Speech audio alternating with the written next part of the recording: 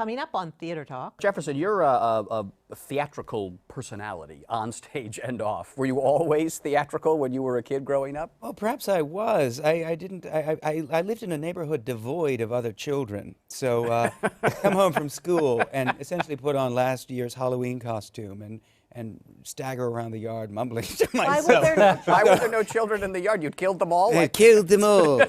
Theater Talk is made possible in part by the CUNY TV Foundation. I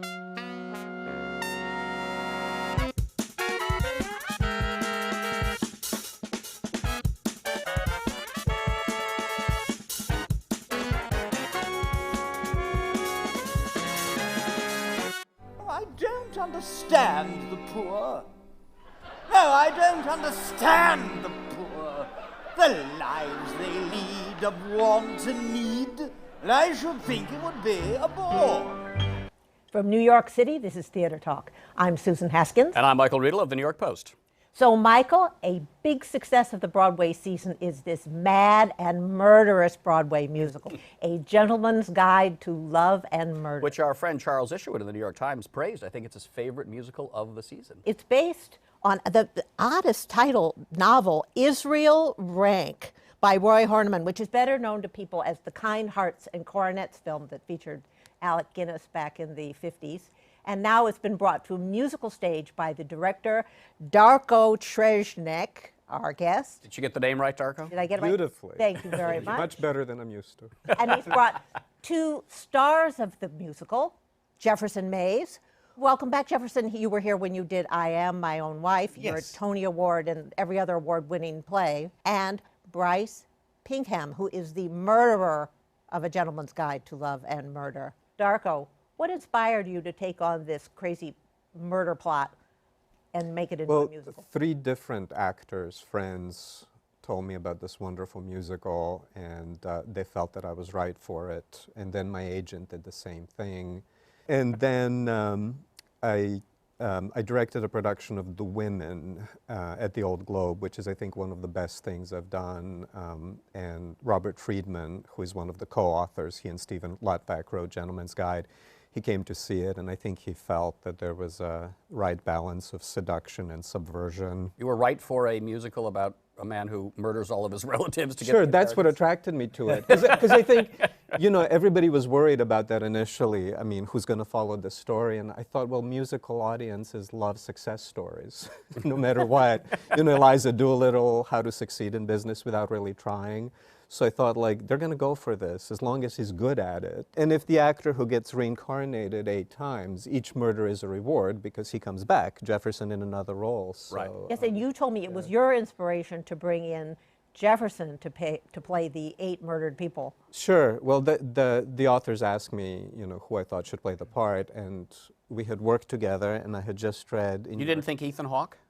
No, no, I did not. I don't know the gentleman, but I heard that Jefferson had just done Of Thee I Sing. Yes, Of Thee I Sing with at the Encores, yeah. at Encores, and I was like, he sings, because we worked together at Williamstown Theater Festival in '99, and it was a great experience. We did a production of Rosencrantz and Guildenstern Are Dead, and I was like, it's Jefferson Mays, you know, and they were like, does he sing? And I was like, yeah, he does, and I told them about Encores, and then you met with Steve. Yes, and yes, it was an audition, I think, sort of cloaked as a meeting.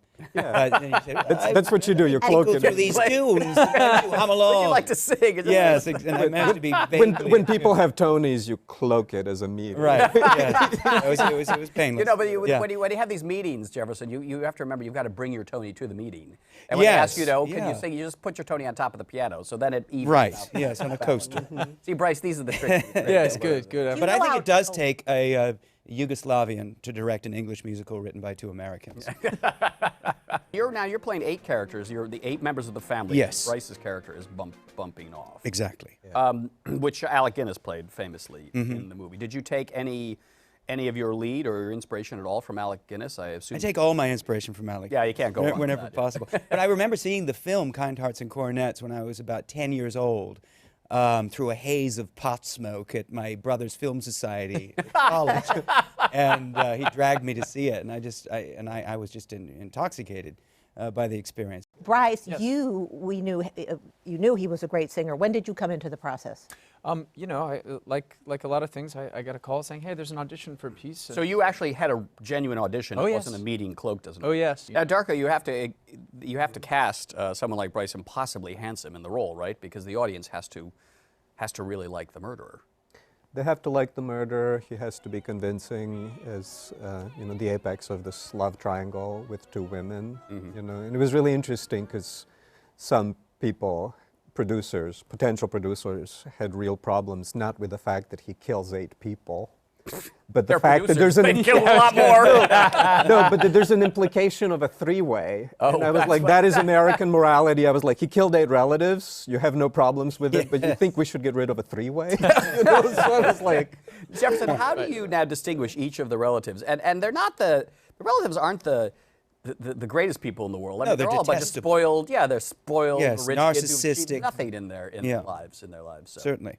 But can you give us a sense of, do you research like the background, or you imagine what this one would be like? And Yes, I do. I must confess that when I did my first workshop and was confronted by the problem of populating the stage with all these different people, I used just whatever popped into my head at the time. And I'm a bit of a hat fetishist at home, and so I brought in my hat collection. Oh, that's good. And so I said, I have a Boer War era solar topi for Major Lord Bartholomew. I asked if he could be a military man, and they Right. changed it, and a top hat and a boater for the sexually predatory Asquith Jr. So it was sort of the hat determined the character. I work from the outside out. Did you have any idea of the hats? That was just what the actor brought to the. he brought them, but there were other things that happened in workshops, and so the set was later built to preserve the routines that Jefferson wish we came worked up that way with. all the You know, time. there's a guy who falls off the tower. Oh, yeah. And I was like, Great. well, I could build a tower, Yeah. but I was like, what's going to be funnier than this dopey routine, you know, that the two of them do?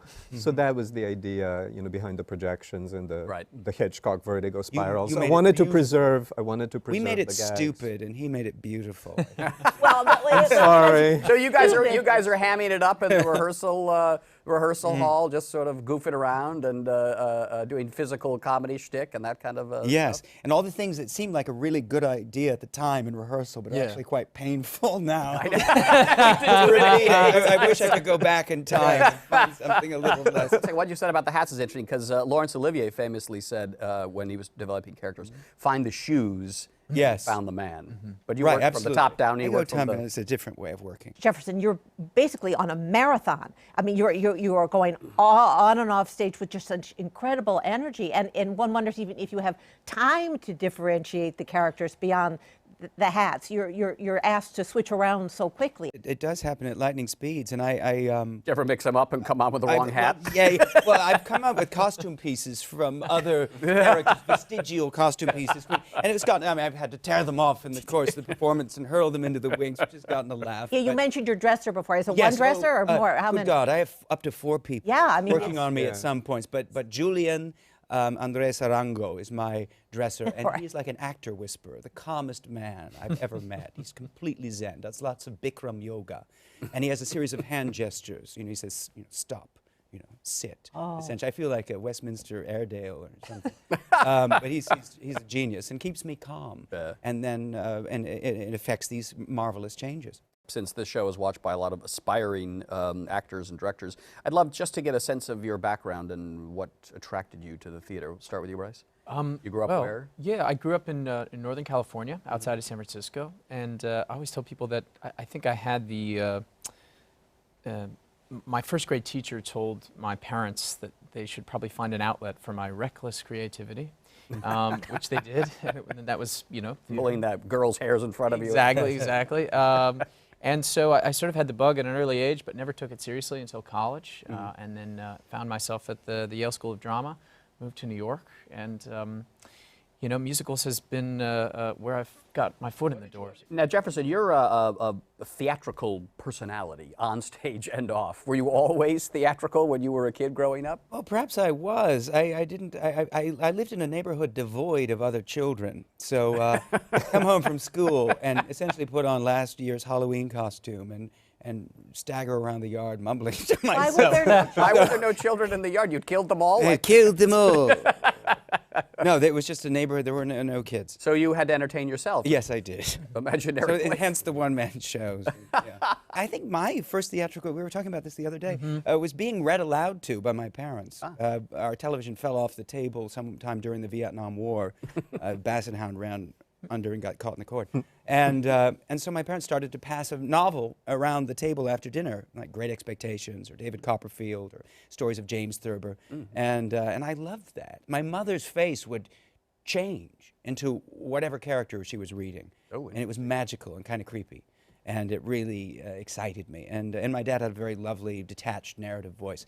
So I think that's theater in its purest form, a story, a performer, and an audience. And so being read aloud to as a child was, I think, this seminal. Now, Darko, you grew up in the former Yugoslavia? Yeah, Yeah, in and Belgrade. And when I was 7, I saw the opening ceremonies of the Olympics. And I asked my family about it, and then I staged the Olympics on the street with all the kids. There were kids in my neighborhood. So I didn't do anything to them, but I did rig it. So you did your own opening ceremony? Yes, I did, and I rigged it, so that I would win the most gold medals. And we did Very things like Eastern European. long distance spitting, and Fade so the that trenches was so that was my first epic show. so you were bitten early with this whole notion of, but not to perform, to be the impresario. Well, I did other things, but always directing was in mind. I literally knew what I wanted to do when I was 7, and I think it must be tough for people who don't know what they want to do with their lives. I don't know what that is, because plays. You're looking at it. Yes, he's a lost soul. I doubt it. Darko, I doubt it. you told me in the green room that that both of your actors are very good technical actors, and that this was something that was very important to you. And you also told me that you used to be a puppeteer. I spent 5 years on the road as a puppeteer, Yes. And I remember people sobbing, but I didn't feel anything, but people in the audience are crying. So it's technique. You're just breaking down the movement. So I do gravitate towards actors who are technically very, very proficient. That's what changed my life, because if you can not feel so much and break things down technically, but people are sobbing in the audience, then... Did you guys realize you were Darko's puppets? I had Oh no! Tamor over here. Exactly. My God, the Uber marionettes. That's gonna change tonight's performance. It's Jerry Change tonight's Anderson performance. puppets. Thunderbirds are go. In this musical, you are knocking off people who get in your way, which and sometimes I have to say that I am really wishing I could knock off people who are getting in my way. How do you go about it? What I hear you saying, what I hear you saying is sometimes you feel like the underdog, like Yes, maybe there's somebody that's right. At your workplace, That's for right. example, who's That's right. just sort of, looking down at you. Yeah. Well, I'm glad you asked that. I actually brought a few things that I think might be helpful, moving forward for you if you think you might want to use Did them. you? They're things that work for me 8 times a night, and anyway, I'll share them with you. The first. I am leaving. Is Leaving right now. I'm out of here. Oh, there you go. Yeah. This is careful, it's heavy now. That can be used in a variety of different ways. Very sharp, can really split things. It can also remove things from other things. I'll let you. Here's Inventive. Susie. Yeah, that's Susie. It's been cold in New York. And that's if you find yourself out on the ice, in between shows, this can Bethesda come fountain. in very, or behind very somebody handy. who's skiing. Yes, Yes. exactly. It can be very. Right. Right. You could saw off a leg on that one, Susan. Indeed. And finally, for a more subtle approach, Oh, now a little poison in your pocket can really go a long way. So that's right. Okay. Look out, Michael. Armed with Okay. these. I Oh, think I'll Michael, be- some more coffee? exactly. I like that. So these are the real props that you use. Did you Oh, use any hats, Jefferson? I came hatless. My- All right, well, don't miss A Gentleman's Guide to Love and Murder at the Walter Kerr Theater.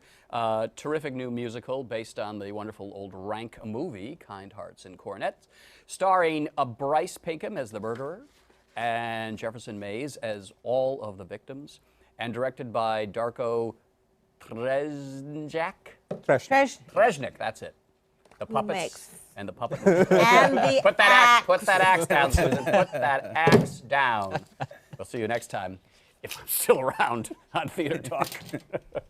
I am the next Earl of Highhurst, and the last one you'd expect.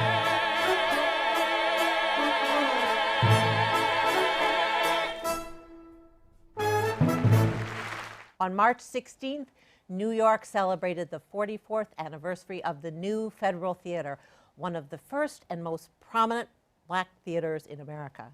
We are very pleased to have with us tonight the founder and artistic director of the New Federal Theater, Woodie King, Jr. Thank you. Welcome to Theater Talk. Woodie, in the last 40 years, how has black theater changed?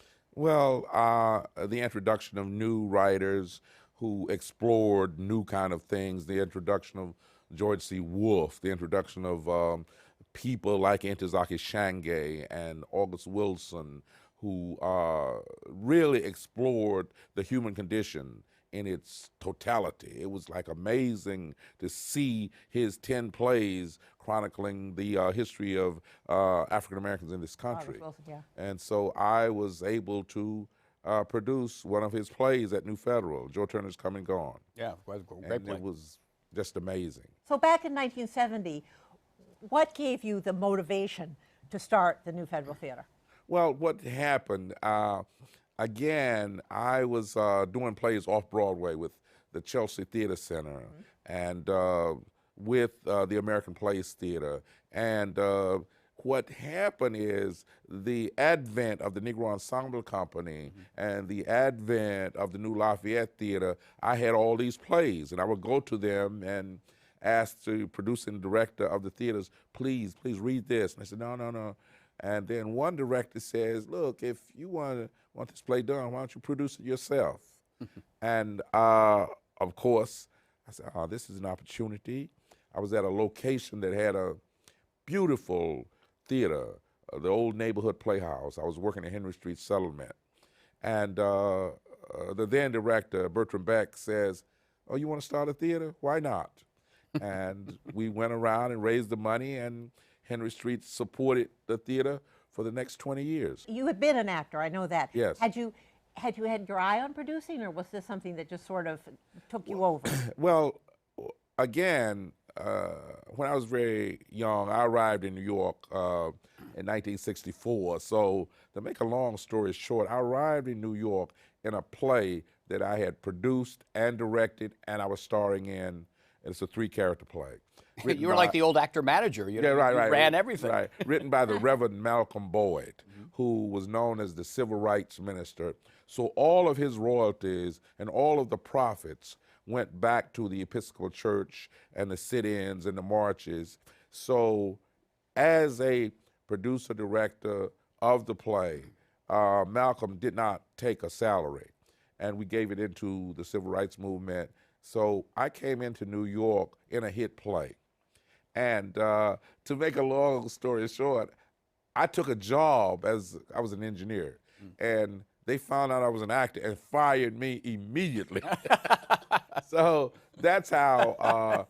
By necessity, you had to And make so, your way in the theater. you know, we was joining the play at St. Mark's Church in the Bowery, and we built the theater inside. And one day, Ralph says, "Look, we're going to be looking at some other writers." And one of the writers was Sam Shepard, and he was awesome. And that's how that theater started. And so we went over to Henry Street and started our own. I'm curious, we have great black actors and great black playwrights, but there have been very few black producers. Well, Why do you think that is? Well, I think African-American producers got to be willing to ask for investments. They got to know how to really go after federal, city, state money and go after contributors, donors, and sponsors. And a lot of us really hate asking for it because we're turned down so many times. And Win Handman told me something one time. He says, you got to be able to take rejections as a producer just as you take rejections as an actor. And so I was, you know, in the 70s, you could produce a play off Broadway for $70,000. Right. So I had that group of people I could go to put up a couple $1,000. But when it jumped to 3, 4, 500,000, those people were not earning the kind of money that could make larger investments. Right. So that's why the nonprofit New Federal Theater grew so rapidly. That's interesting, because I knew Ashton Springer, who was the only African-American commercial producer that I knew for a long time working on Broadway. Right. We have Stephen Bird now, by the way, who's done some very interesting things with James Earl Jones and the Tennessee Williams estate. I don't know if you know Stephen at all. Yeah, I know Steve. Yeah. Yeah, but he works in the commercial theater too. Commercial theater. Were you ever tempted to go over to the commercial no, theater? No, it's not your. It has to be non-commercial production that get great reviews. Right. And we show those to investors, and then they say, "Oh, it's got a great review, so we will move it." And that was my relationship with Joseph Papp. My relationship. You with produced Woody. for colored girls Yes. who've committed suicide. No, for colored girls who've considered suicide. When the Rain Boys Enough. She introduced George Wolfe to us. What was little George C. Wolfe like when he first came to you with the play? Well, he came to me with the Colored Museum. Colored Museum. Colored- yeah. right. From Crossroads. Right. And it before that, he had a play with something like I think he did with Playwrights Horizon. They had something like 20 characters in it, and because I could not get the money and do it immediately because New Federal we never really have the money at that point. We can't say, "Oh, I'll do it right now." We gotta say, "Oh, I love it." Now we go and raise the money. Okay. And George was impatient. He still is. Yeah. So he went to Joe Papp. Right. And they brought it in from Crossroads, and the rest is history. But I want to go back to For Colored Girls. Okay.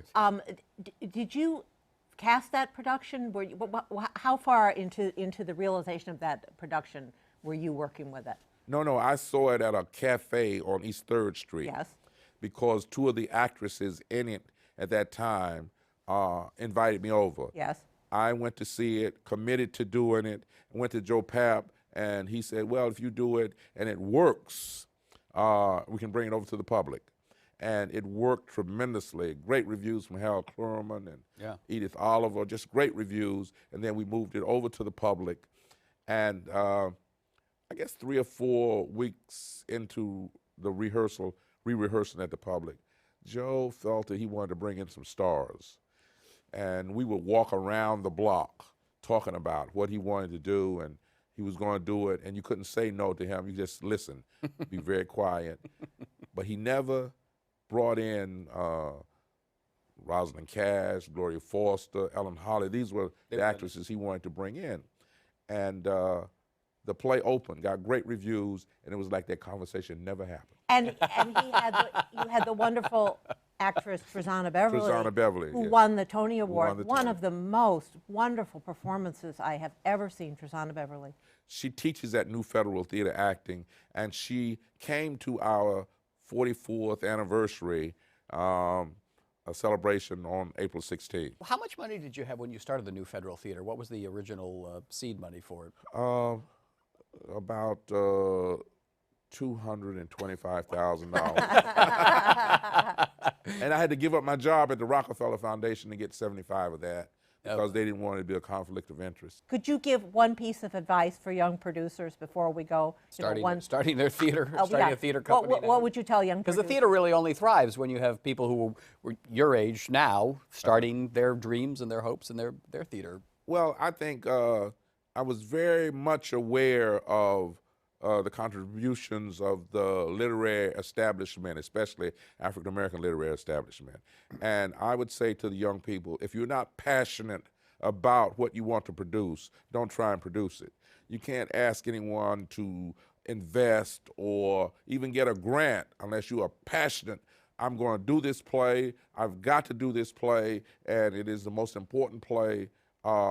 But, you know, now it's more, you'll find young producers really throwing a lot of stuff against the wall and hoping something stick, and I don't think that's the way to do it. Or let's find another movie Right. and make it do a musical. Yeah, we'll just churn as many things out as we can. If one's a hit, then it pays for the others. Right. But you devoted resources and your life. emotional well-being probably to a couple of shows over the years. Right. You got to believe in it, and the theater and my life are so inextricably bound. Yeah. It's like it's really one. You know, if I go to the theater, to see a Raised in the Sun is to talk to Denzel about something else. You know? And he started with you, right? Denzel started with you, yes. Denzel supported the theater for since he's been a star. Yeah. Sam Jackson supports the theater since he's been a star. Yeah. Morgan Freeman, his foundation always gives us funding. Happy anniversary, Happy- 44 years and counting. Here's to Woodie 44 King more. Theater. Thank you very much for coming to Theater Talk, and we look forward to seeing you again. Thank you. Thank you very so much. All right. I'm sorry we didn't get the thing in about Ed Bullins, but I hope we will Well, come back. Oh, you could say, yeah. We're going to open Ed Bullins' play called The Fabulous Miss Marie, April 17th at Castillo Theater, and it stars Tanya Pinkins, Oh, she's who's wonderful. a fantastic artist as The Fabulous Miss Marie, and co-stars Roscoe Orman from Sesame Street. Very good. Thank you. See you next time on Theater Talk. Our thanks to the Friends of Theater Talk for their significant contribution to this production.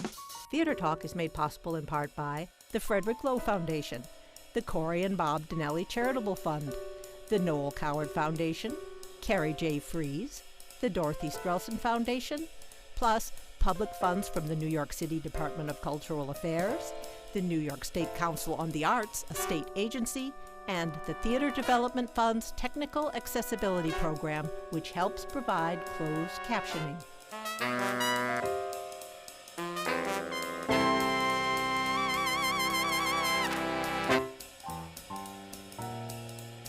We welcome your questions or comments for Theater Talk. Thank you and good night.